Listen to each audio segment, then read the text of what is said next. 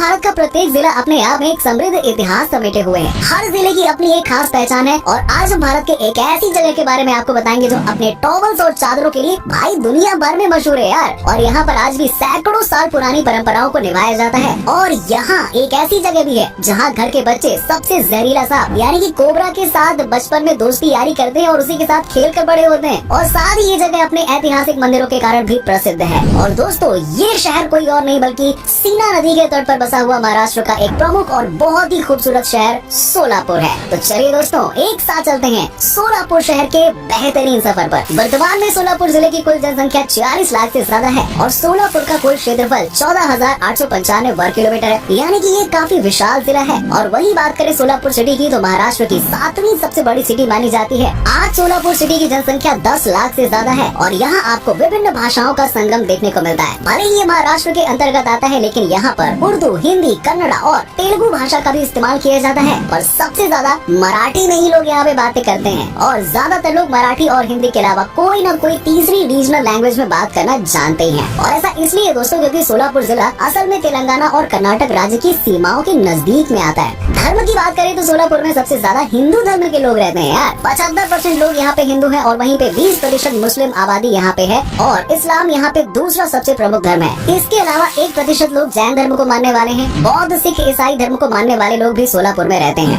अब दोस्तों मैं आपको बताऊं सोलापुर के लोग गर्म मिजाज, सहिष्णु और दृढ़ होते हैं। आज ये एक संपूर्ण वाणिज्यिक और पर्यटन हब के रूप में उभर रहा है और इस शहर में कई मेलों और त्योहारों का भी आयोजन किया जाता है जिसमें हर धर्म और संप्रदाय के लोग हिस्सा लेते हैं। यहाँ के मंदिरों में दर्शन के लिए हर साल लाखों श्रद्धालु देश के कोने कोने से आते हैं। साथ ही यहाँ की भाषा और संस्कृति में आपको काफी विविधता देखने को मिल जाएगी। सोलापुर को कब और किसने बसाया था इस बारे में कोई खास जानकारी तो नहीं है, लेकिन इतना जरूर पता है दोस्तों कि यहाँ प्राचीन समय में आंध्रवृत्त, चालुक्य, राष्ट्रकूट, यादव और बहमनिश ने शासन किया है और बाद में ये जगह बीजापुर साम्राज्य का हिस्सा बन गया था। इसके अलावा समय समय पर ये पुणे, सतारा और अहमदनगर जिले का भी हिस्सा रहा है। सन 1828 में ब्रिटिश शासनकाल के दौरान इसे अहमदनगर का उप जिला घोषित किया गया था और आजादी के बाद सन 1956 में सोलापुर महाराष्ट्र का हिस्सा बना और 1960 में इसे एक पूर्ण जिले के रूप में मान्यता दे दी गई। दोस्तों सोलापुर का ये नाम कैसे पड़ा ये भी ना बड़ा रोचक किस्सा है। कहा जाता है कि सोलापुर असल में 16 गांवों से मिलकर बना था। इनमें आदिलपुर, अहमदपुर, चापलदेव, फतेहपुर और जामदारवाड़ी जैसे कई और गांव शामिल हैं। कहा जाता है कि इन गांवों की संख्या 16 होने के कारण ही इस स्थान को सोलापुर के नाम से पहचाना जाने लगा, लेकिन कुछ इतिहासकार इस बात से सहमत नहीं है। प्राचीन समय में सोलापुर को संदलपुर, सोनलागे और सोनलपुर जैसे नामों से जाना जाता था और कहा जाता है कि सोलापुर इन्हीं में से किसी एक नाम से लिया गया है।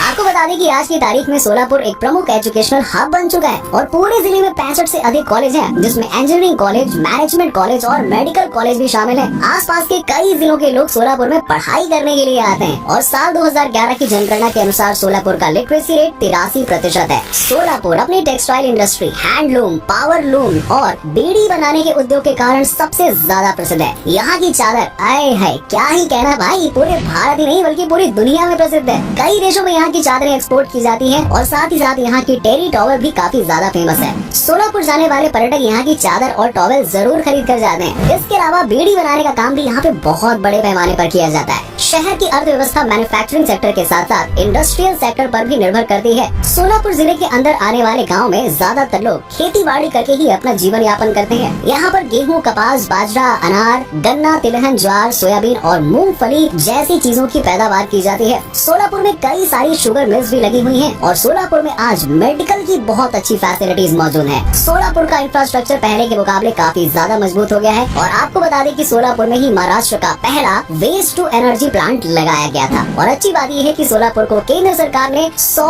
स्मार्ट सिटीज मिशन में शामिल किया हुआ है और पिछले कुछ सालों में सोलापुर में विकास को काफी ज्यादा गति भी मिली है। यहाँ पर नए हाईवेज और फ्लाईओवर्स का निर्माण किया गया। सोलापुर में वैसे तो साल भर मौसम मस्त रहता है यार, लेकिन गर्मियों के मौसम में भाई यहाँ के लोगों को काफी दिक्कतों का सामना करना पड़ता है। साथ ही मई जून के महीने में जल संकट का भी सामना सोलापुर के कई हिस्सों में देखने को मिल जाता है। लोगों के घरों में हफ्तों या फिर 1-2 दिन पानी नहीं आता है यार, सोचो कितना मुश्किल होता होगा। लेकिन बरसात होने के साथ ही स्थिति एकदम सामान्य हो जाती है। दोस्तों सोलापुर को शहीदों और वीरों की भूमि भी कहा जाता है क्योंकि इस स्थान से भारत माता के अनेक वीर सपूतों ने जन्म लिया है और आजादी के महासंग्राम में खुद को न्योछावर किया। मलप्पा धन शेट्टी, कुर्बान हुसैन, जगन्नाथ शिंदे और श्री कृष्ण शारदा को सन 1931 में गिरफ्तार कर लिया गया था। इनके ऊपर 2 ब्रिटिश पुलिस कर्मियों की हत्या का आरोप लगाया गया था और सुनवाई के दौरान दोषी पाए जाने पर 12 जनवरी 1931 को इन्हें सजाए मौत का फैसला सुनाया गया और भारत माता की आजादी के लिए खुशी खुशी इन्होंने अपना प्राण त्याग दिया। साल 1930 में 9 मई से 11 मई के बीच सोलापुर के लोगों ने 3 दिन आजादी का उत्सव मनाया था। दरअसल इस दौरान महात्मा गांधी को अंग्रेजों ने गिरफ्तार करके जेल में बंद कर दिया था, जिसके विरोध में पूरे सोलापुर जिले में दंगे शुरू हो गए थे। लोगों ने सड़कों पर उतरकर ब्रिटिशर्स का विरोध किया था। अंग्रेजों ने जवाबी कार्रवाई में गोलाबारी भी कर दी थी और कई आम लोगों की उस दौरान मौत हो गई थी। 1930 में सोलापुर की म्युनिसिपल काउंसिलिंग पहली ऐसी म्युनिसिपल काउंसिलिंग थी जहां तिरंगा ध्वज फहराया गया था। देखो कई महान हस्तियों का संबंध भी सोलापुर से रहा है। महान पेंटर M.F. हुसैन का जन्म सोलापुर के पंढरपुर में ही हुआ था। इसके अलावा शशिकला, अतुल कुलकर्णी, केदार जाधव और सुशील कुमार शिंदे आदि सोलापुर से ही ताल्लुक रखते हैं। सोलापुर के लोग बहुत ही फ्रेंडली नेचर के होते हैं यार, और आसानी से आप यहाँ के लोगों से दोस्ती कर सकते हो। लेकिन भूल कर भी यहाँ के लोगों के साथ ना बदतमीजी या फिर गलत भाषा में बात करने की कोशिश भी मत करना, वरना मैंने बताया ना ये बड़े गर्म मिजाज के भी होते हैं और आपको भारी कीमत चुकानी पड़ सकती है। यहाँ के लोग ना जब तक दोस्त होते हैं तब तक तो भाई एकदम मस्त चिल है, सब बढ़िया है, और अगर आपने इनको गुस्सा दिला दिया तो फिर यहाँ के लोग बहुत ही अच्छे से आपको जवाब भी देते हैं, तो जो आपको सुनना बिल्कुल पसंद नहीं आएगा। दोस्तों इस शहर में साल भर कई प्रकार के त्योहार मनाए जाते हैं। मकर संक्रांति के दौरान नंदी ध्वज की यात्रा निकाली जाती है और वही भगवान सिद्धेश्वर की शादी की सालगिरह के अवसर पर गड़ा यात्रा का आयोजन किया जाता है। सोलापुर के साईं मंदिर में हर साल 6 दिवसीय विशाल मेले का आयोजन भी किया जाता है। और आपको बता दें कि लावड़ी, गोंधल और धनगिरी सोलापुर के प्रसिद्ध लोक कला है।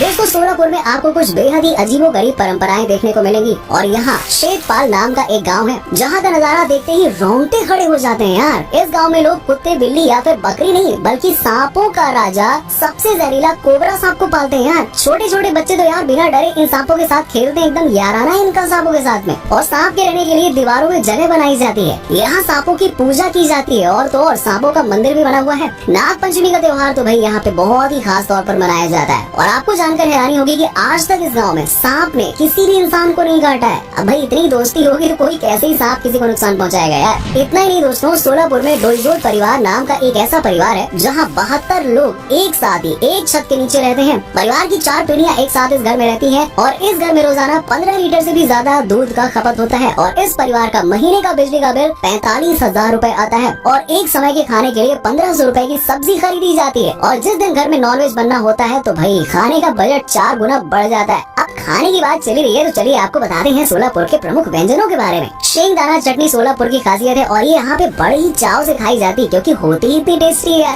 इसके अलावा ज्वारीची भाकरी, खड़ा मटन, भरली वंगी, हुंगी यहाँ के लोकप्रिय डिशेज हैं। साथ ही आप मराठी, साउथ इंडियन और हैदराबादी खाने का यहाँ पे लुत्फ उठा सकते हैं और भाई क्या मस्त टेस्टी मिलता है सब कुछ। दोस्तों चलिए अब आपको सोलापुर के प्रसिद्ध टूरिस्ट डेस्टिनेशंस के बारे में बताते हैं जहाँ आप घूमने के लिए जा सकते हैं। सोलापुर भोईकोट किला यहाँ का सबसे प्रसिद्ध किला है। इस किले का निर्माण 14वीं शताब्दी में बहमनी वंश द्वारा करवाया गया था और ये किला स्थापत्य कला का एक बहुत ही बेहतरीन उदाहरण है। श्री सिद्धेश्वर टेम्पल सोलापुर का सबसे प्रसिद्ध दार्शनिक स्थल है। इस मंदिर के चारों ओर पानी ही पानी है और ये मंदिर सोलापुर शहर के बीच में स्थित है। यहाँ पर भगवान शिव की तांबे की प्रतिमा विराजमान है जिनके साथ ही सप्तमुखी कोबरा को भी यहाँ पे दर्शाया गया है। बताया जाता है कि ये मंदिर करीबन 700 साल पुराना है। आप सोलापुर जाए ना तो उज्जैनी डैम जरूर घूमने जाइएगा जो भीमा नदी के ऊपर बना हुआ है। महात्मा गांधी जू भी आप जरूर एक बार विजिट कीजिएगा। यहाँ पर अपने बच्चों के साथ यकीनन आप बहुत एंजॉय करेंगे। साथ ही साथ सोलापुर साइंस सेंटर भी आप जाना बिल्कुल मिस न करें। इसके अलावा आप सोलापुर में अक्कलकोट स्वामी समर्थ मंदिर, मल्लिकार्जुन मंदिर, पार्श्वनाथ मंदिर, श्री आदिनाथ जैन मंदिर जैसे टेम्पल में दर्शन करने के लिए जा सकते हैं। सिद्धेश्वर झील के तट पर स्थित सिद्धेश्वर मंदिर भी आप जा सकते हैं जो महाराष्ट्र के सबसे लोकप्रिय शिव मंदिरों में से एक है। और अगर आपको वाइल्ड लाइफ और नेचर से प्यार है तो great Indian worst wild life sanctuary जरूर घूमने जाना। इसके अलावा आप हुतात्मा गार्डन और एकरुख लेक भी देखने जा सकते हो।